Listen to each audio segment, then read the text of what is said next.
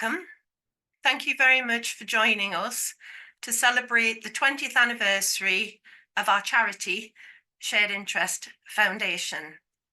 My name is Patricia, and I am the Managing Director of Shared Interest. I joined the organisation 18 years ago when the foundation was very much in its infancy. It had been established in order to complement and support the mission of the society, which was to reach small and disadvantaged producer groups, with our lending, of course. However, a lot of these groups were so weak, they just didn't have the capacity to be able to apply for finance. And so the work of the foundation was very much focused on delivering training in finance and governance skills in the early years. The foundation really began to grow when the society established our regional offices in Africa and Latin America.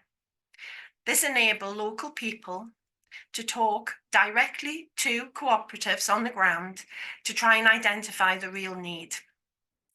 And it was clear within the handcraft market that they needed other skills other than just the finance and governance. They needed help with marketing, they needed help with design.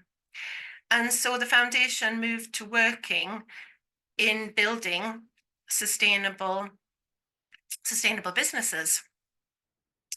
And they set up country networks to support that and to deliver the training. One of the country networks was in Rwanda, and I was very privileged to be able to visit a few of the projects in Rwanda. One of them particularly stays in my mind, which was a group of ladies who were making jewellery from scrap products. They were mainly widows from following the genocide and had to move to fairly unsavoury ways of making a living to support their families.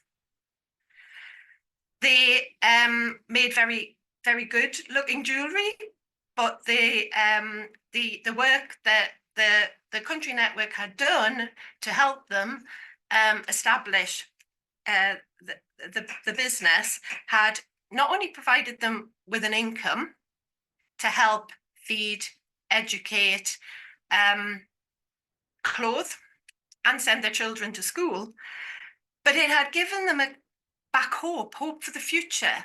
And also they talked about how they would put on a dress, their best dress on a Sunday, and go to church with the rest of the community because they were now welcomed back into society. And I think you can't put a price on that type of impact that the work of the foundation has done. More recently, the foundation has moved to work with projects that have a climate impact, gender equality, and projects that encourage youth back into farming and to stay in farming, which is very critical for the future. Last year, it had grown to deliver a record number of projects. We delivered 14 projects last year.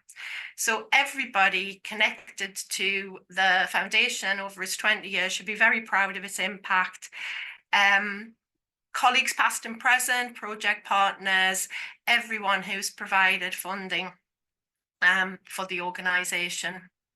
And that includes grant-making bodies, trusts, and particularly our members who are very generous with legacies and donations. So thank you if you have supported the work of the foundation. Over the past 20 years, we've delivered 51 projects in 15 countries. We've worked with over 13,000 farmers and artisans, 230 organisations, and 7 fair trade producer networks. So we have made a very big impact, and I'm shortly going to hand over to our foundation manager, Kojo Kokotsi, who is going to give you more details about the work of the foundation. Just a reminder, however, there will be a Q&A session at the end, and you should find a button at the bottom of your screen where you can ask us some questions. So now I'm going to hand over to Kojo. Over to you, Kojo. So once again, welcome to our 20th anniversary virtual event. My name is Kojo Kokochi, and I am Shared Interest Foundation Manager. So the mission of Shared Interest is to provide financial services and business supports which make livelihood and living standard better for people as they trade their way out of poverty. Shared Interest Foundation support the mission of Shared Interest by designing and delivering social impact projects aimed at improving the livelihood of producer groups through the development of resilient and sustainable businesses. Since its establishment in 2004, the foundation has worked in 15 countries across 5 regions. That's East Africa, West Africa, Southern Africa, Central America, and South America. We work with producers of a variety of commodities, including tea, cocoa, coffee, honey, vegetables, and sesame. In the early stages, our initial interventions focus on Eswatini and Rwanda. So in these 2 countries, we work with over 16,000 individual handcraft producers to build their capacity in product development, increase their access to markets, and help them to grow their businesses. So through training and mentoring, we've been access new market to increase their sales and also to increase their income and create employment in their respective communities. In Rwanda, for instance, the income of producers that we have supported has increased by 200% as a result of enterprise development. In Swaziland, startup businesses have increased their sales significantly to over 1,000%, which was a great achievement we made in that country. In Rwanda, 267 new jobs were created as a result of our work in that country. And in Swaziland, over 3,000 new businesses were established. We also built the capacity of SWIT and RWAFAT. SWIT is Swaziland International Fair Trade, and RWAFAT is Rwanda Forum for Alternative Trade. They were fair trade country network that were established as a support organization to help producers to be able to work together, leverage markets, and be able to increase their sales. So these organizations now are vibrant ones working to provide continuous support to their members to be able to attend fair trade shows, sell their products, and also increase their income. Whilst we're doing this work in Rwanda and Eswatini, we realized that one key challenge facing producers was access to finance. They really needed to grow, to develop, but they were not able to attract the needed funding to support their business operations. They needed finance to buy production equipment, to procure raw material, to be able to access new markets, to finance their harvest operations, but they were unable to meet the basic requirements that will allow them to be able to access the much needed finance. So the foundation has now decided to design access to finance projects to build the capacity of these producer groups to be able to access finance in order to grow. It is really alarming that those who produce food for the world do not have finance to be able to support their operations. So for them, it was important for us to tackle the issues that were facing them and preventing them from being eligible to access finance. So in East and West Africa, we were able to train and mentor 122 producer groups, and 47 of them were able to submit, more than 47% of them were able to submit applications for loan. And through our initiative, these producer groups were able to access a lending facility up to 2.5 million. In Latin America, we also carry out the same access to finance projects in the country to build the financial capacity of the businesses, leading them to understand the financial landscape and being able to apply for funding from social lenders and other financial institutions. So we mentored 25 producer groups in Latin America, and half of them were able to access credit facilities to build their businesses.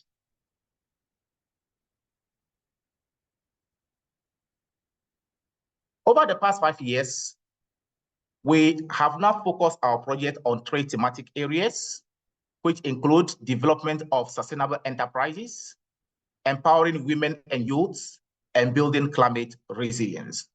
So our work over the past 5 years have revolved around these 3 thematic areas.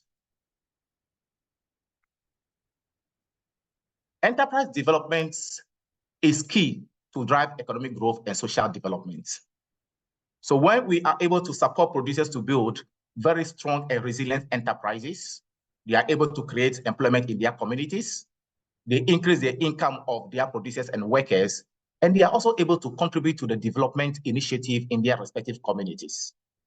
So in Burkina Faso, for instance, we supported producers to establish a beekeeping enterprise in 2 different communities.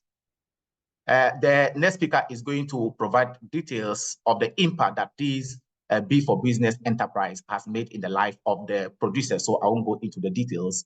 But just to say that it was a very vibrant initiative that has led to the improvement in the livelihood of the project participants.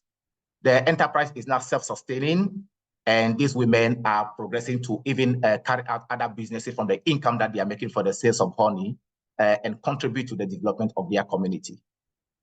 One other enterprise that we have also supported in Burkina Faso is the share enterprise, where we provided capacity building to women, share nut collectors, to be able to add value to the share that they are collecting and sell on the local and export markets. This enterprise has also gone very well, and these women are now making regular income to support their livelihood. In Uganda, we supported 365 coffee farmers to diversify into passion fruit production. That was a very successful intervention that led to an increase in the income of coffee producers in that geography.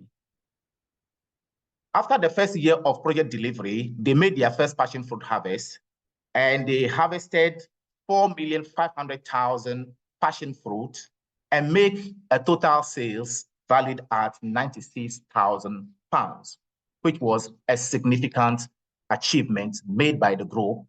And some of them, from the income that they have realized from the passion fruit enterprise, they've started building their own houses, sending their children to school, and then carrying out other activities to develop their community.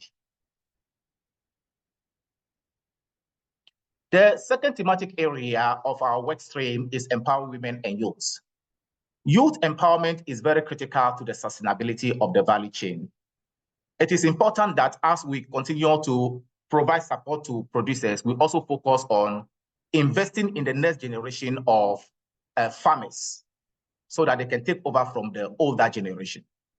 So in Ghana, for instance, we supported 50 young farmers to go into cocoa farming by establishing their own cocoa farm. In Ivory Coast, we carry out similar activities by training young farmers in cocoa farming techniques, providing them with climate and disease-resistant seedlings, bringing them equipment that they needed to do farm maintenance.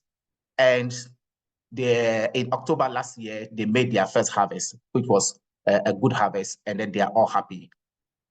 We carry also similar projects in the East African region with coffee, where we supported 243 farmers or young farmers to go into coffee production. They have all established their coffee farms, they are maintaining it, the trees are bearing fruits, and they are looking forward to their first harvest. So this initiative is aimed at empowering the young people to take a liking to farming and then to make an income as a way of sustaining their livelihood. Another project also that we did, which focused on women empowerment, was soilless farming. You know, access to land is a big issue for women to establish a farming enterprise, because generally in Africa, they say women don't have ownership of land. So it is difficult for them actually to develop a sustainable farming activity. So one way of helping these women is to introduce them to the concept of soilless farming, where crops is not grown on the soil, but even with a small space in their home, they can grow crops in their own bucket or any container. They can grow crops to sustain themselves. So in northern Ghana, we carried out this project supporting 60 women to establish soilless farm. And the harvest was very good. They are now selling these vegetables to support themselves. In Burkina Faso, still with this concept, we established 2 greenhouses, and then they provided them with all the equipment and the training that they needed to grow vegetable year-round on substrate, not on the soil, and that was very successful. Our final area is building climate resilience. Yes, climate resilience also is one of the key challenges facing producers, and it was important for us to be able to support producers to tackle this challenge so that they can continue to increase their yield and produce the food that the world needs. So some of our intervention is training them in climate smart agriculture, providing them with trees, fruit trees, shade trees for planting in their respective farms to protect the crops against the harsh climatic conditions. We also do a lot of environmental campaign to educate them and sensitize them about climate adaptation strategies such as mulching, terracing, and composting, mixed cropping. So we expose them to all the basic techniques that will help them to build resilience against climate change. In Peru, our work with most producers have helped to preserve over 5,000 hectares of virgin land, which would have been exposed to destructive farming activities. So in all, the foundation has been working assiduously to build the climate resilience of producers and also to work towards the protection of the environment. So looking ahead, foundation still looking at strengthening our partnership with organizations. We are also looking for ways of improving and increasing our support to farming organizations, tackling key challenges facing farmers, such as increased incidence of pests and diseases. So we continue to develop projects to be able to meet these challenges facing producers and help them to make a decent income to support their livelihood. So thank you. On this note, we are going to play a short film that will give us a recap of the 20-year journey of the foundation. Thank you.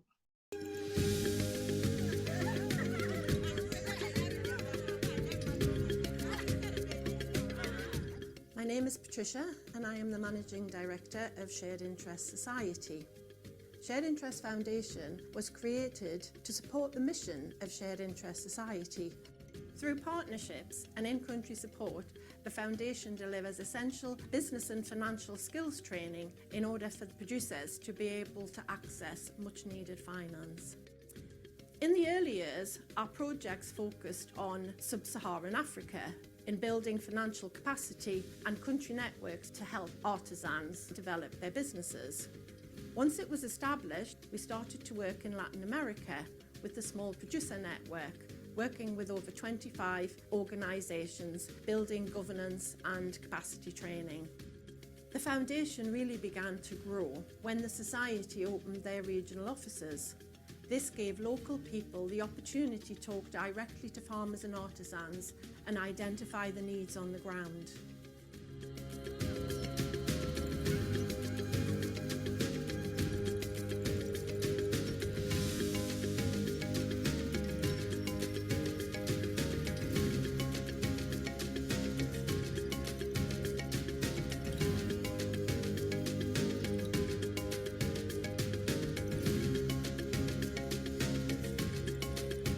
My name is Kojo Kokochi, and I am Shared Interest Foundation Manager.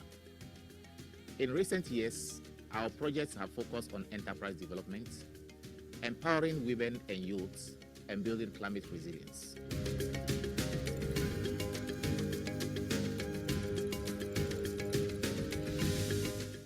In 2018, in Burkina Faso, we launched our Bees for Business project, supporting 50 economically vulnerable women to establish a beekeeping enterprise. Over the years, we secured additional funding to support the group to establish a honey processing facility.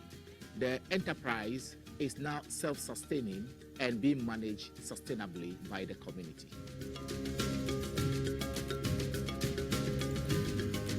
In 2020, we launched our Growing Fairer Future project, working with young cocoa farmers in Ghana with a focus on youth engagement and empowerment. We have since replicated this project in Rwanda and Ivory Coast, supporting 243 young farmers to establish their own farms.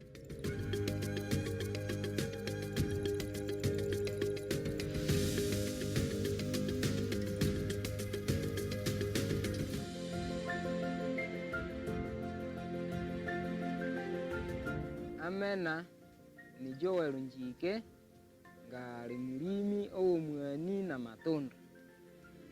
Nero cooperative ya ikangwatika ya revenangana n'otwani twayi nerina yatulia kwa bei eyiwene.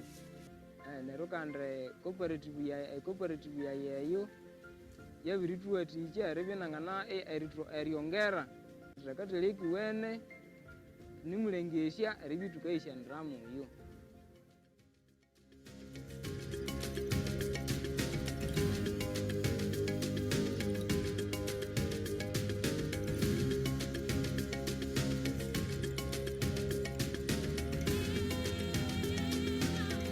For many women, access to land and finance are the main barriers to establishing a farming business.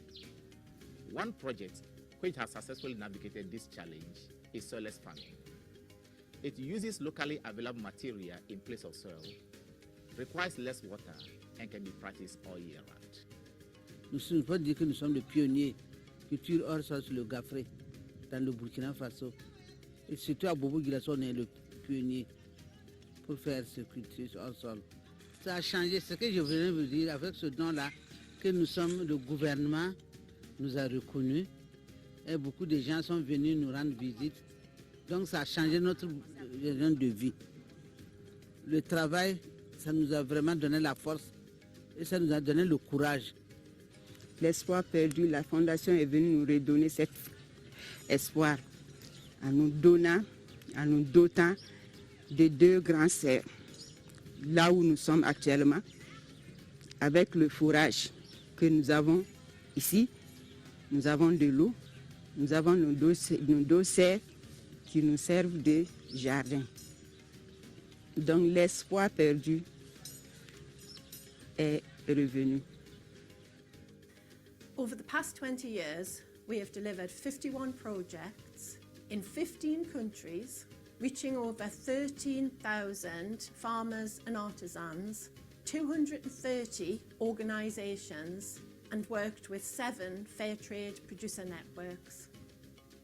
Thank you so much to all of our supporters, donors, grant givers, local delivery partners, and the society investors who leave legacies to the Foundation.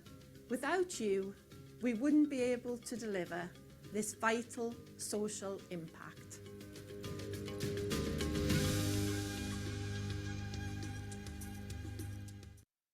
Now I'm going to introduce you to our guest speaker, Mr. Isaka Somande. He is one of the founding members of the Burkina Faso Country Fair Trade Network.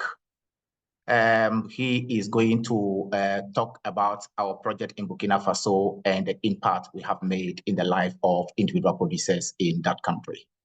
Mr. Isaka, the floor is yours. Thank you. I'm Somande Isaka from Burkina Faso, president of the PNCEB. PNCEB is a Fair Trade Burkina Faso network. I'm sorry for my English because I'm from French-speaking country, so I would like you to make some effort to understand me. My presentation will be about the partnership between Shared Interest Foundation and PNCEB. I will also want to thank very much Share Interest Foundation for accepting to invite us to this 20th anniversary. So before I talk about our partnership, let me give an overview of the PNCEB. What is PNCEB? Founded in the years 2010 with the purpose of connecting and supporting fair trade producer and producer organizations across Burkina Faso. Currently, the network has 38 member organizations and about 78,000 individual members. It is the PNCEB. And our aim is to promote fair trade in Burkina Faso and promote fair trade value. And what is fair trade?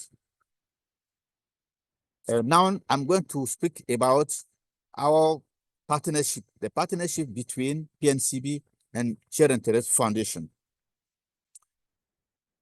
Share Interest Foundation and the PNCEB share the same aims. That is to say, Share Interest Foundation and PNCEB is to promote fair trade and fair trade value. And it is with that in mind that the partnership was born between PNCEB and Share Interest Foundation in the years 2018. Through over 5 years of partnership, we have been able to provide support to the member of the PNCEB in the areas of enterprise development, women empowerment, and business support. What have we done during our partnership? Our first project is the B for Business. B for Business was our first joint partnership project, which launched in the years 2018 in the rural village of Dakoro and then replicated in the neighboring village of Sidira Dugu in the years 2021. Let's say that in both communities, income opportunity for women were limited and monthly income was about the average of £6. So beekeeping was identified in the community as an activity which could generate sustainable income and turn to PNCEB for support.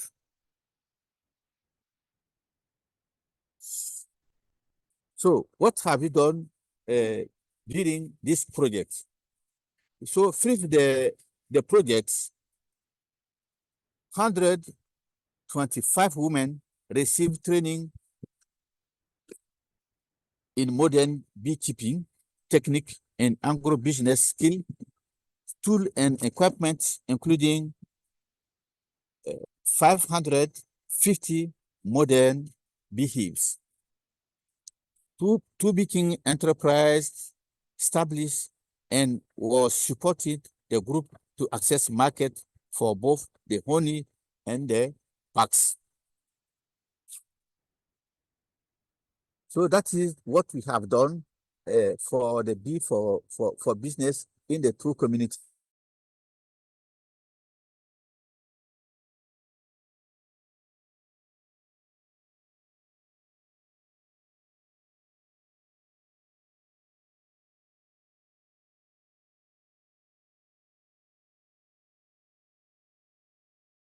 And let's say, in addition to the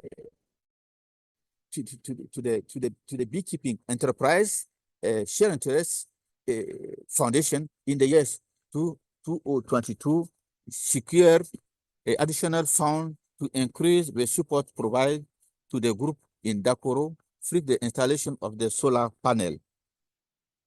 So this enable lights and fans to be installed in the honey processing center. So making the environment more comfortable to operate in, and enable the women to process the honey after dark, and enable the women to process the honey after dark when the bees are less active. So, additionally, the group were able to diversify and purchase a free to support bees. So, the solar panel at Dakoro allow us give electricity to the owner processing warehouse established of Jewish enterprise. So this panel allowed women to have free to do another enterprise for producing goods in the village. It also connects over 20 households to electricity for the first time. So in this village, they received the electricity for the first time thanks to the solar system. And that's electricity allowed also children to learn their lesson during the night because there was no electricity in this village. And what are the impacts of this project? This project allowed women to produce 2,956 liters of honey, and thus provide for them about 7,494.6 pounds. It connects to 4 markets: the Centre Apicole in Bobo Dioulasso, the Association, and some retailers. In addition to the honey, the product also 123 kilograms of honey wax, and of the sale of that was about 4,400 pounds. That is only for the years 2033. But as I said, the project began since the year 2018.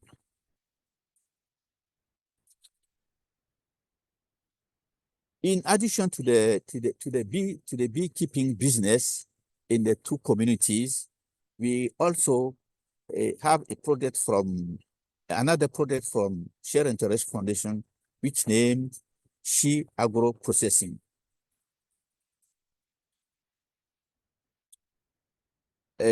This value addition projects work to increase the resilience of 50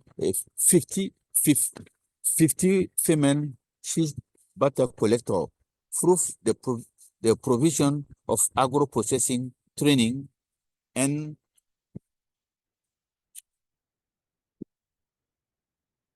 training and tools to transform shea into butter and soap to be sold on the local and export market for increased household income.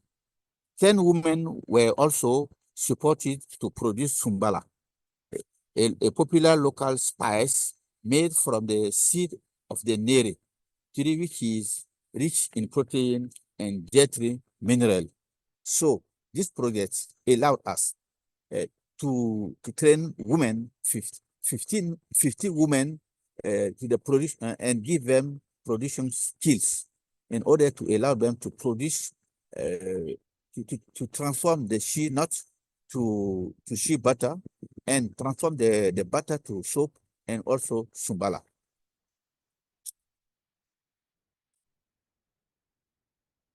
The 10 we have in the Sport Interest Foundation is the soilless farming. This project in the years 2022, we launched Share Interest Foundation, PNCEB, with the local association grouping of Gafre in Bobo Dioulasso. We launched this project Seed to Steal. This project was designed to support women living in the community around the city of Bobo-Dioulasso. In this part of the Burkina Faso, climate change and limited access to fertile farming land, especially for women, means that many women struggle to earn an income for farming. So in Burkina Faso, it's not easy for women to have land. And in addition, let's say the climate change also make a negative effect for women to access to land. So this project allowed the women to produce vegetable. This project introduced the concept of soilless farming, which does not require fertile land, and the use of the drip irrigation system means it uses less water than traditional farming.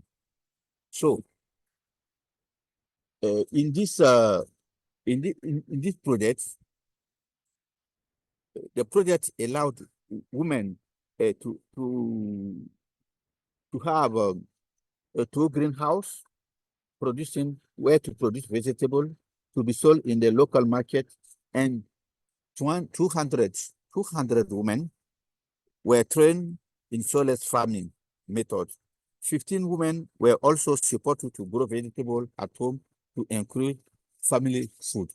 So in this project, we have two stages.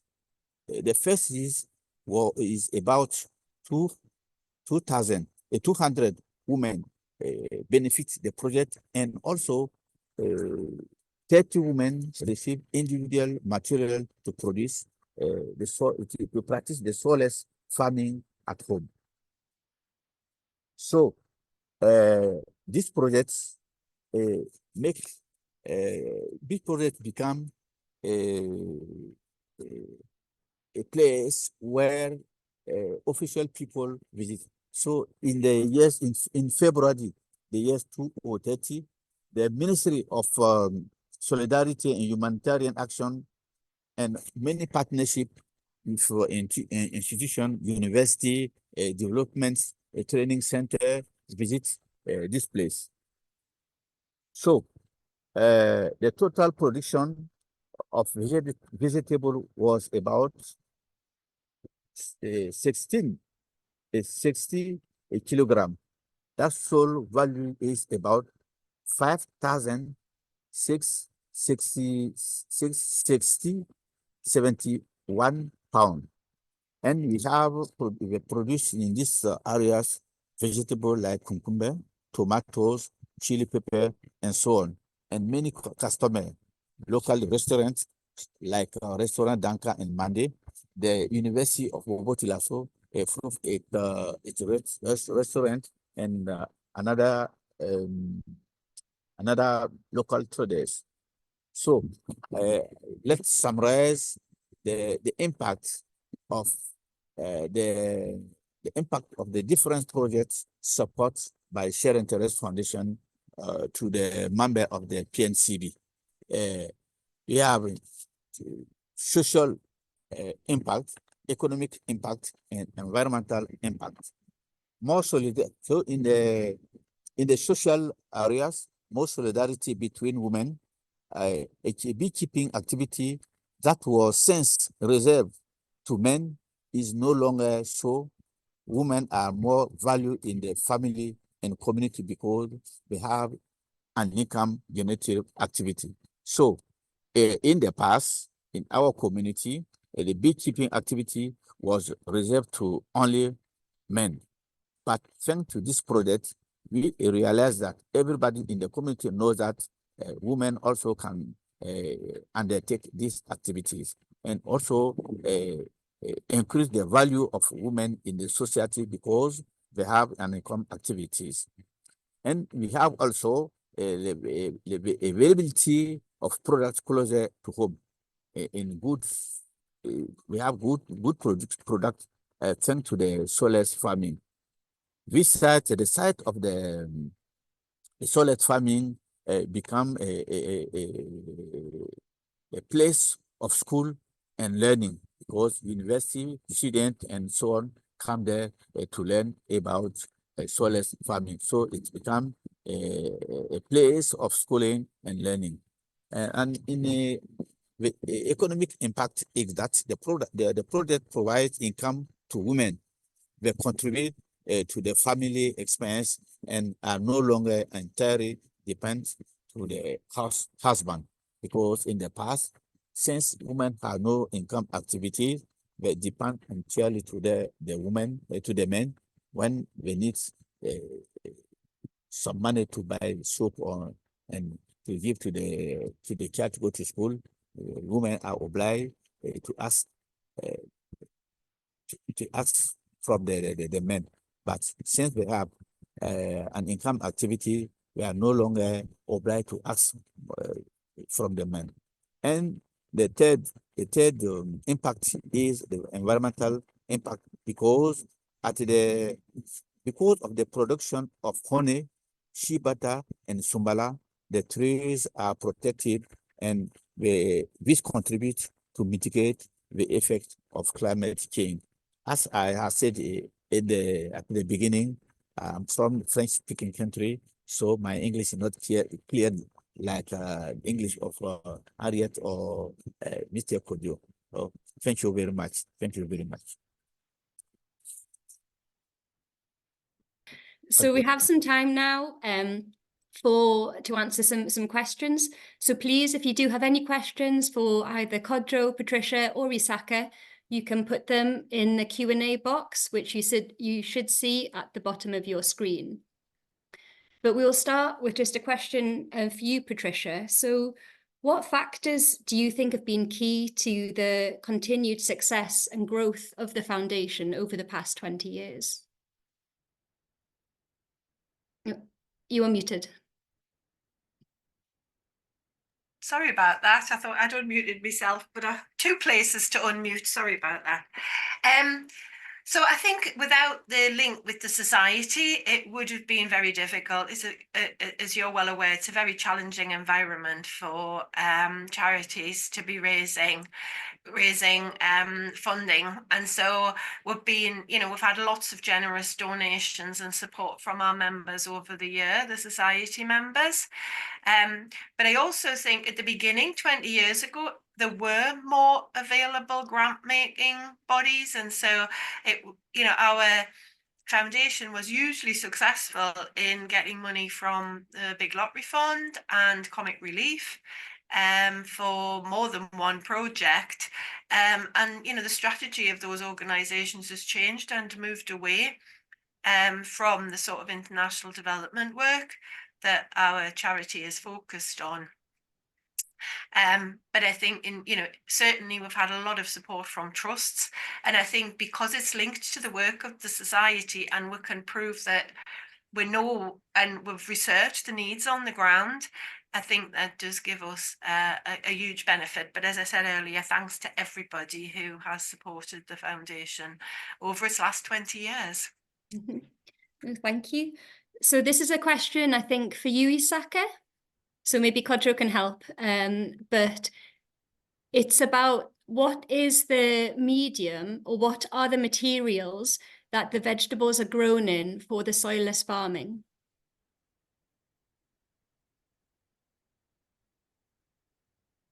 You have your sound off too.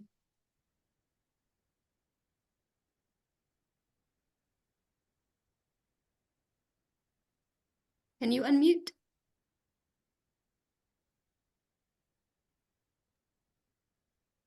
Mr. Kojo, can you summarize it for me in local English?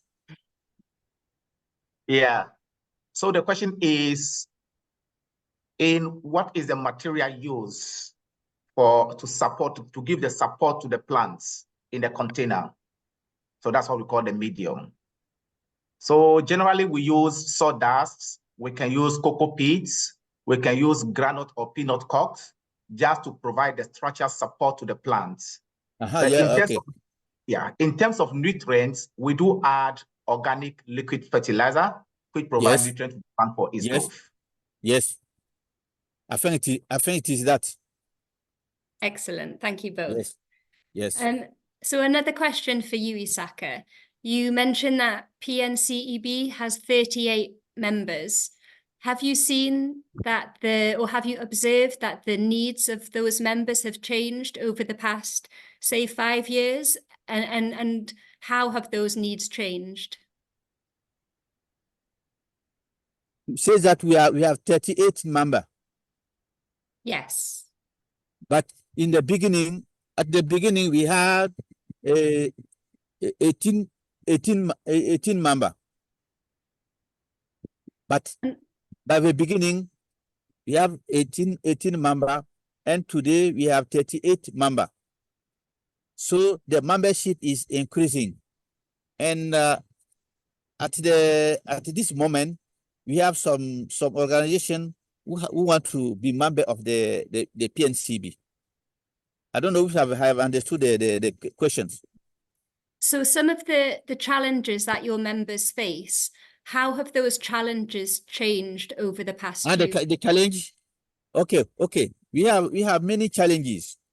We have many challenges because when we talk about fair trade, it is people think that it is only for the North. And our challenge today is to make Burkina people know that Africa people know that fair trade is not only for the North, but also for the South.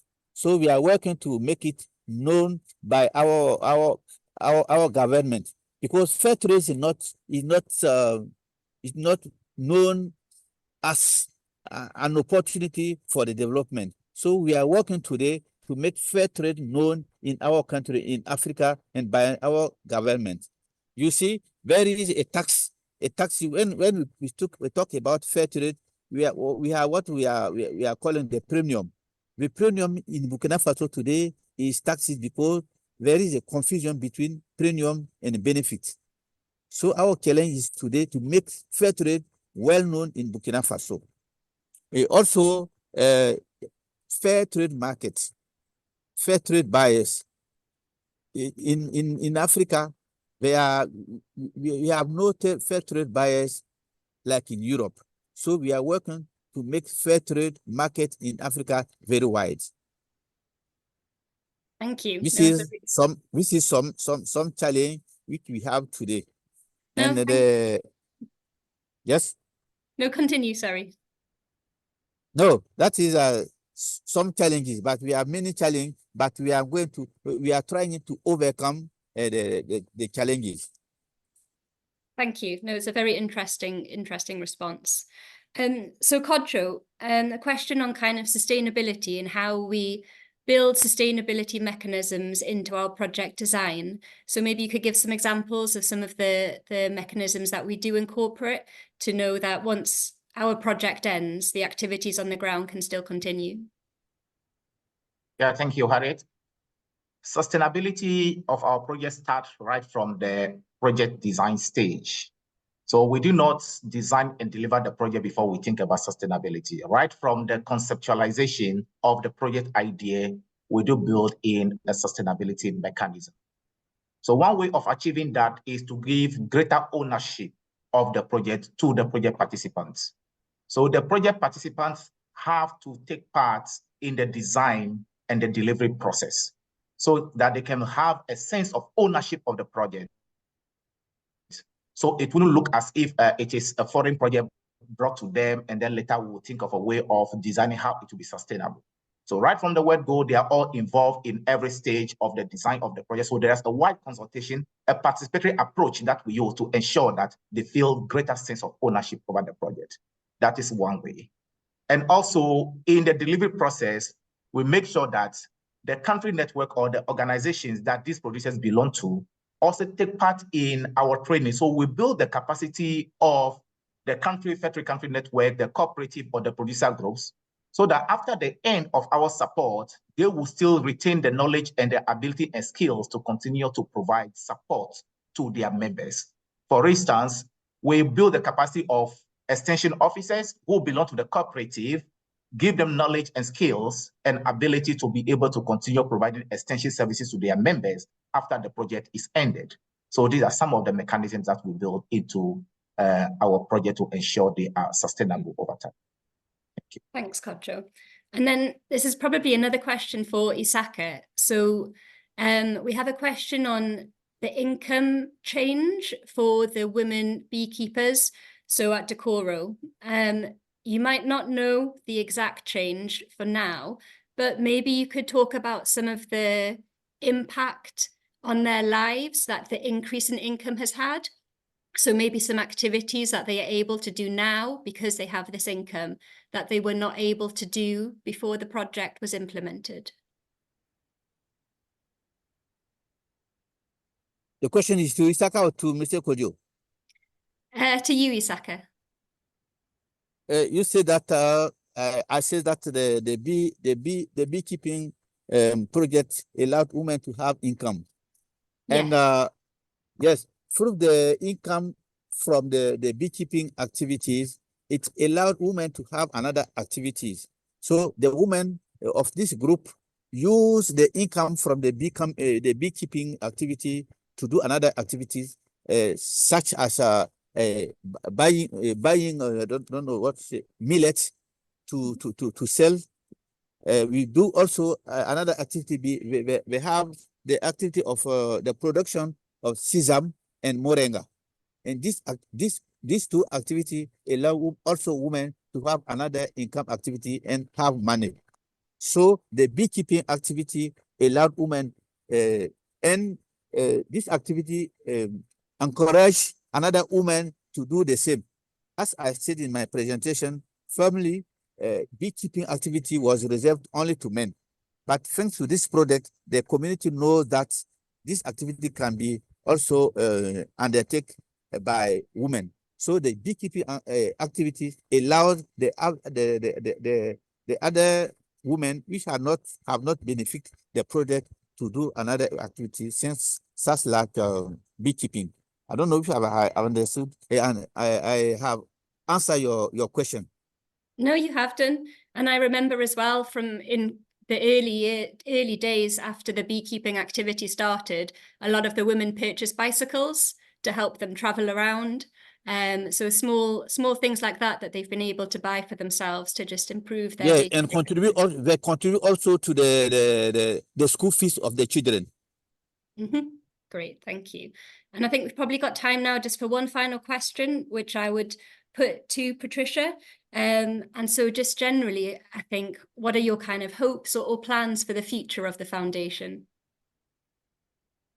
Goodness, that's a big question. So, I mean, it has done so fantastically well to, you look at the impact that it's delivered over the last 20 years, and particularly just in the last 2 to 3 years as to how it's grown. I hope it continues to grow.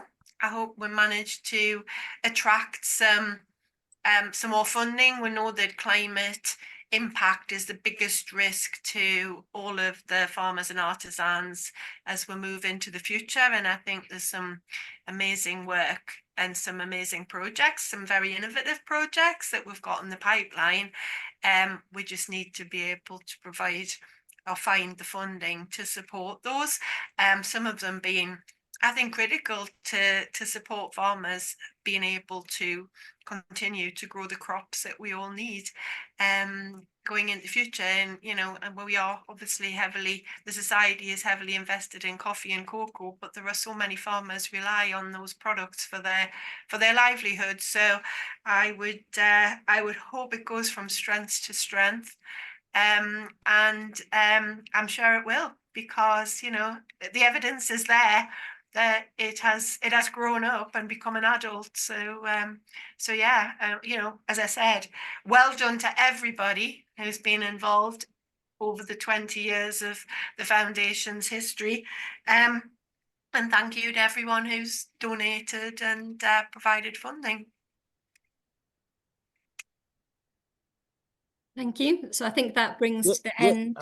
Aria, sorry, before I let you we end, I have forgotten one main challenge for the members. And okay. When last time when I told to the member that we have a presentation today, they charged me to to talk about it, and that's what maybe it will be we can think together with the Shared Interest Foundation through our partnership what we can do together. The challenge is the market for fair trade products for the members. You see, among our members, some produce mango, fresh mango and dry mango, cashew, shea butter, sesame, and so on. But we are facing the problem of market today. Since we identify fair trade as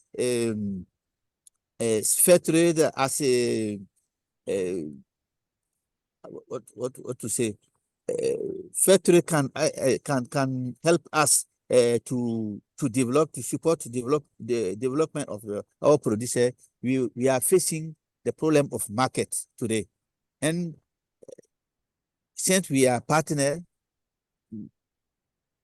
what can we, maybe in the coming days, maybe we can think about how to find partners, how to find markets, to make our producer a link of the market of fair trade. So to summarize, we have the challenge of markets for fair trade products in Europe and in Africa. Thank you. No, thank you, Isaka. And I'm sure we will have some discussions regarding that over the coming days. Okay. So I'll just hand over now to you, Patricia, just to give any kind of closing comments before we end this session. Thank you, Harriet, and thank you to everyone involved in setting this up, and thank you to Kodjo and Isaka. And you certainly do not need to apologise for your English. It was excellent, so thank you. It's always great to hear from beneficiaries and the impact that we are making.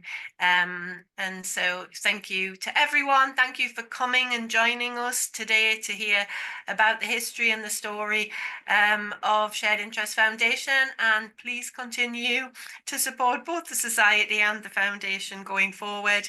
We will have more events coming up this year as we continue to celebrate, so hopefully you'll take the opportunity to join us again.